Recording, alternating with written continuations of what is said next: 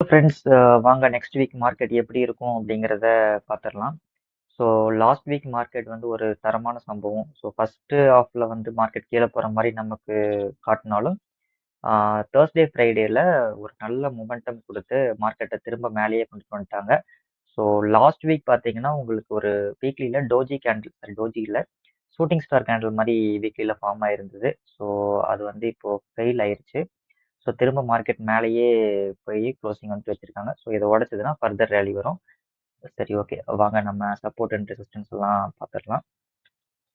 Market பார்த்தீங்கன்னா தொடர்ந்து 9 days moving ஆவரேஜுக்கு மேலேயும் 20 டேஸ் மூவிங் ஆவரேஜுக்கு மேலேயும் கண்டினியூஸாக டெய்லியில் க்ளோசிங் வந்துக்கிட்டே இருக்கு. இன்கேஸ் அதாவது ஒரு செல்லிங் வந்ததுனாலும் 9 டேஸ் மூவிங் ஆவரேஜ்லேயோ இல்லை வந்து 20 டேஸ் மூவிங் ஆவரேஜ்லேயோ வந்து சப்போர்ட் எடுத்துட்டு திரும்ப மேலே போயிடுது. ஸோ மார்க்கெட் ஸ்டில் நல்லாவே புல்லிஷ் மொமெண்டமோட இருக்கு. ஸோ ஒன்றும் பிரச்சனை இல்லை.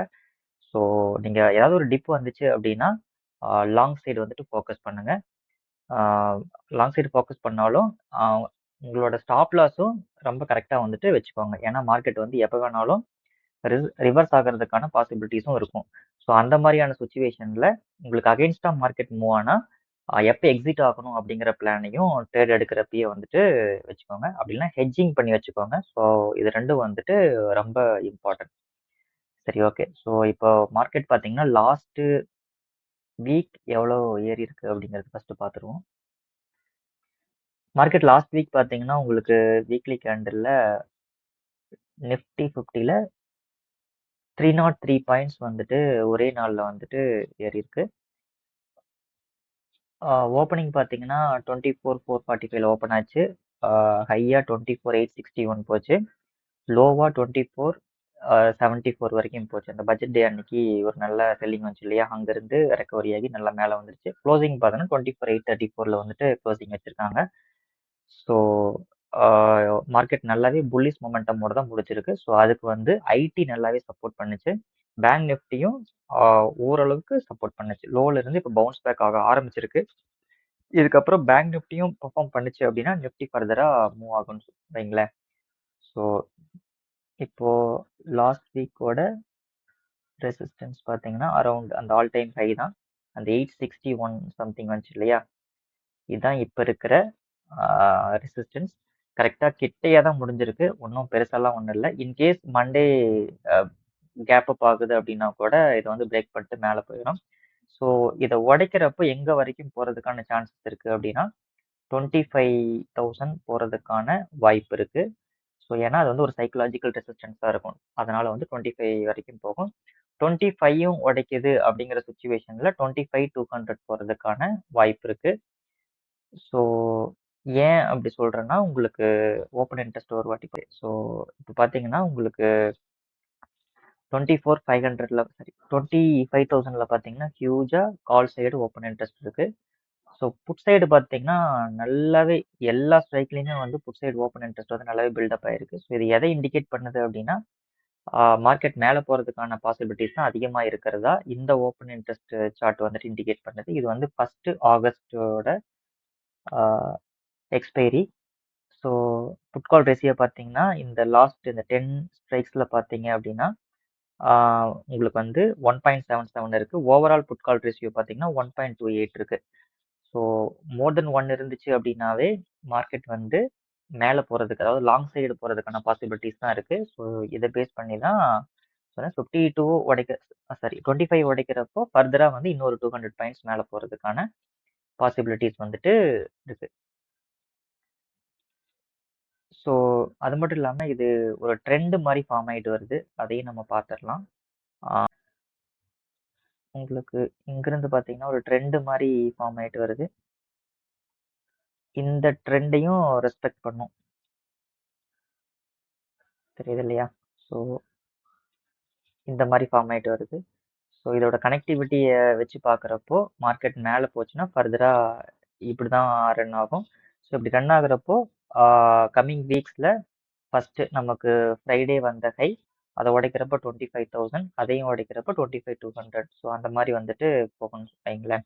அப் சைடு போகிற சுச்சுவேஷனில் இன்கேஸ் மார்க்கெட் டவுன் சைடு வருது அப்படின்னா உங்களுக்கு இமீடியட்டாக அந்த 24,660 அந்த ரேஞ்சில் வந்து உங்களுக்கு ஒரு சப்போர்ட் ஒன்று இருக்கும். ஸோ அதையும் டவுன் சைடு பிரேக் பண்ணுது அப்படிங்கிற சுச்சுவேஷனில் கிட்டத்தட்ட அங்கேயே வந்து உங்களுக்கு 9 டேஸ் மூவிங் ஆவரேஜ் வந்துடும். அங்கேயே வந்துட்டு திரும்புறதுக்கான வாய்ப்பு இருக்குது. இல்லை அதையும் உடைக்குது அப்படிங்கிற சுச்சுவேஷனில் 24,500 இது வந்து டவுன் சைடு அந்த சைக்கலாஜிக்கல் ரெசிஸ்டன்ஸா சாரி சப்போர்ட்டா ஃபார்ம் ஆகும். ஸோ இந்த இடத்துல வந்துட்டு கூட திரும்பலாம். ஸோ இந்த இடத்துல வரப்ப இந்த 20 டேஸ் மூவிங் ஆவரேஜ் மேலே வரதுக்கான வாய்ப்பு இருக்கு. ஸோ இல்லை இதையும் உடைக்குது அப்படிங்கிற சுச்சுவேஷன்ல உங்களுக்கு கீழே 24 350 அந்த ரேஞ்ச் வரைக்கும் வர்றதுக்கான வாய்ப்பு இருக்கு. ஸோ இவ்வளோ கீழே வர்றதுக்கான வாய்ப்பெல்லாம் ரொம்ப கம்மி தான். ஸோ மார்க்கெட் ஏன்னா ரொம்பவே புல்லிஷாக இருக்கு. மார்க்கெட்டுக்கு நிஃப்டி ஐடி நல்லாவே சப்போர்ட்டிவாக இருக்கு. ஸோ இந்த லெவல்ஸ்லாம் மார்க் பண்ணிக்கோங்க. இது வந்துட்டு பொசிஷனலான லெவல்ஸ். இன்ட்ராடே லெவல்ஸ் வந்து நாளைக்கு மார்க்கெட் ஓப்பன் ஆனதுக்கப்புறம் எங்கே ஓப்பன் ஆக போகுது அப்படிங்கிற மாதிரி வந்து பார்த்துட்டு அதுக்கு தகுந்த மாதிரி இன்ட்ராடே லெவல்ஸ் வந்து டெலிகிராம் சேனலில் நான் போஸ்ட் பண்ணுறேன். சப்போர்ட் அண்ட் ரெசிஸ்டன்ஸ் லெவல்லாம். ஸோ அதை வந்து நீங்கள் அங்கே பார்த்துக்கோங்க. டெலிகிராம் சேனலோட லிங்க் வந்து இந்த வீடியோவோட கீழே டெஸ்கிரிப்ஷன் பாக்ஸில் கொடுக்குறேன். ஸோ அதில் போயிட்டு ஜாயின் பண்ணிக்கோங்க. ஸோ இதான் வந்து நிஃப்டியோட சப்போர்ட் அண்ட் ரெசிஸ்டன்ஸ் லெவல்ஸ். இந்த லெவல்ஸ்லாம் மார்க் பண்ணிக்கோங்க. ஸோ அடுத்தது பார்த்தீங்கன்னா பேங்க் நிஃப்டி போயிடலாம். பேங்க் நிஃப்டி பார்த்தீங்கன்னா நிஃப்டி வந்து 20 டேஸ் மூவிங் ஆவரேஜுக்கு மேலே இருந்துச்சு. 9 டேஸ் மூவிங் ஆவரேஜுக்கு மேலே இருந்துச்சு. ஒரு நல்ல ஒரு மொமெண்டம்ல இருந்தது. பட் பேங்க் நிஃப்டியில் வந்து ஒரு செல்லிங் வந்துருச்சு லாஸ்ட் வீக்கில். ஸோ தேர்ஸ்டே வரைக்கும் ஒரு செல்லிங்கு. அதுக்கப்புறம் பார்த்தீங்கன்னா ஃப்ரைடே தான் வந்து டவுன் சைடில் இருந்து ஒரு கம்பேக் மாதிரி கொடுத்துருக்கு. ஸோ ரொம்ப இறங்கிட்டதுனால இங்கிருந்து 20 டேஸ் மூவிங் ஆவரேஜ் நோக்கி அட்ராக்ட் பண்ணுதுன்னு வைங்களேன். ஸோ இதை வந்து நம்ம க்ளோஸராக மானிட்டர் பண்ணணும். 20 டேஸ் மூவிங் ஆவரேஜில் பட்டுட்டு மறுபடியும் டவுன் சைடு இறங்க போகுதா இல்லை இதை பிரேக் பண்ணிட்டு மறுபடியும் அப் சைடு போக போகுதா அப்படிங்கிறத வந்துட்டு நம்ம வெயிட் பண்ணி தான் பார்க்கணும். So momentum okay. பட் வந்து இது அப் சைடு கண்டினியூ ஆகணும். ஒரு சப்போர்ட் மாதிரி எடுத்திருக்கு. ஸோ இது ஃபர்தராக எது வரைக்கும் போகும் அப்படின்னா ஃபர்ஸ்ட் வந்து கரெக்டாக ரெசிஸ்டன்ஸ் பாயிண்ட்லாம் இருக்குதுன்னு வைங்களேன். ஒரே நிமிஷம். இந்த இடத்துல இருக்கு. ஸோ அதை பிரேக்கும் பண்ணியிருக்கு. கரெக்டாக மேலேயும் க்ளோசிங் வந்திருக்கு. பட் எட்ஜில் இருக்கு. ஸோ இன்கேஸ் இந்த லெவலுக்கு மேலே நாளைக்கு ஓப்பன் ஆச்சு அப்படின்னா இமீடியட்டாக உங்களுக்கு அந்த 9 டேஸ் அண்ட் 20 டேஸ் மூவிங் ஆவரேஜை வந்துட்டு உங்களுக்கு ரெசிஸ்டன்ஸாக ரியாக்ட் ஆகும். இல்லை மார்க்கெட் வந்து அதை ரெஸ்பாண்ட் பண்ணல எதையும் உடைக்குது அப்படிங்கிறப்போ இந்த 51,768 டு அந்த 51,800 அந்த ரேஞ்சு கிட்ட வந்து ஒரு நல்ல இதாக இருக்கும். 800 வரைக்கும் பார்த்தீங்கன்னா ஒரு நல்ல ரெசிஸ்டன்ஸாக ரியாக்ட் பண்ணும். இன்கேஸ் இதையும் உடைக்குது அப்படிங்கிற சுச்சுவேஷனில் உங்களுக்கு இந்த கன்சாலிடேஷன் ஜோன் இந்த இடத்துல இருந்தது இல்லையா 52,800 வரைக்கும் போகிறதுக்கான வாய்ப்பு இருக்குது. அந்த 50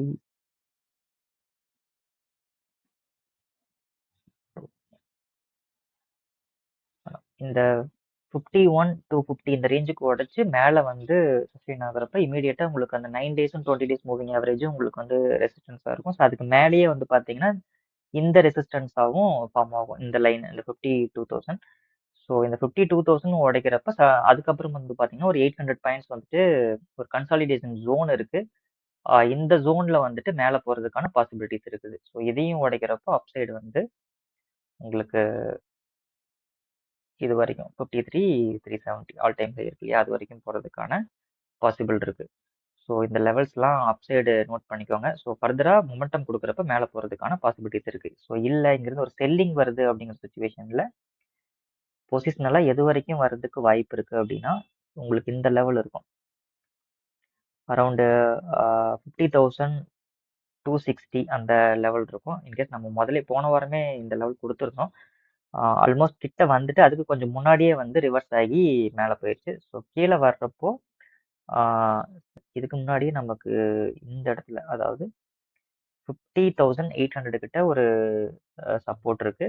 ஸோ இதையும் உடைக்கிறப்ப நமக்கு 50,200 சம்திங் அது வரைக்கும் வர்றதுக்கான பாசிபிள் வந்துட்டு இருக்கு. ஸோ இதெல்லாம் வந்து important support resistance levels. So தயவு செஞ்சு இதெல்லாம் நோட் பண்ணிக்கோங்க. ஸோ நெக்ஸ்ட் வீக் உங்களோட ட்ரேடிங் பிளான் இதுக்கு தகுந்த மாதிரி செட் பண்ணிக்கோங்க. அடுத்தது நிஃப்டி ஐடி பார்த்தீங்கன்னா நிஃப்டி ஐடி ஆல் டைம் ஹையை பிரேக் பண்ணி மேலே முடிச்சிருக்கு. ஸோ ஃபர்தராக நிஃப்டி ஐடியில் ரேலி வர்றதுக்கான பாசிபிலிட்டிஸ் வந்துட்டு இன்னமும் இருக்குது. மொமெண்டமும் சூப்பராக தான் இருக்குது. இது நிஃப்டிக்கு பெரிய அளவுல சப்போர்ட் பண்ணும்னு வைங்களேன். ஸோ இப்போ பார்த்தீங்கன்னா உங்களுக்கு ஐடியோட ரெசிஸ்டன்ஸ் இதுக்கு முன்னாடி உங்களுக்கு அந்த 40,688, அதாவது 40,700 கிட்ட இருந்தது. இதை வந்து பிரேக் பண்ணியிருக்கு. ஸோ இப்போ வந்து அதுக்கப்புறம் பார்த்தீங்கன்னா ஒரு 250 பாயிண்ட்ஸ் கிட்ட ஏறி இருக்கு. 250 to 300 பாயிண்ட்ஸ் கிட்ட ஏறி இருக்கு. இப்போ மார்க்கெட் வந்து இந்த இடத்துல இருந்து ஒரு ரீட்ரேஸ் பண்ணுது அப்படின்னா இந்த லெவலை வந்து டச் பண்ணிட்டு இங்கிருந்து பவுன்ஸ் பேக் ஆகும். இல்லை இந்த லெவலை வந்துட்டு உடைக்குதுங்கிற சுச்சுவேஷன்ல இந்த கன்சாலிடேஷனோட ஹை வரைக்கும் வரும்னு வைங்களேன். ஸோ இதுதான். ஸோ இப்போ 9 டேஸ் மூவிங் ஆவரேஜ் கிட்ட இருக்கு. ஸோ 20 டேஸ் மூவிங் ஆவரேஜ் ரொம்ப தள்ளி இருக்கு. இன்கேஸ் இதையும் உடைக்கிற சுச்சுவேஷன்ல ஒரு சின்ன செல்லிங் வர்றதுக்கான வாய்ப்பு இருக்கு. பட் வந்து மார்க்கெட்ல ஐடியில் அதுக்கான எந்த ஒரு அறிகுறியுமே தெரியல. செல்லிங் வர்றதுக்கான அறிகுறிகள் எதுவுமே தெரியல. ஏன்னா நல்ல ஒரு மொமெண்டமோட இருக்கு. ஸோ இந்த மொமெண்டம் கண்டினியூ ஆகுறப்போ நிஃப்டிக்கு ரொம்பவே சப்போர்ட்டிவா இருக்கும்.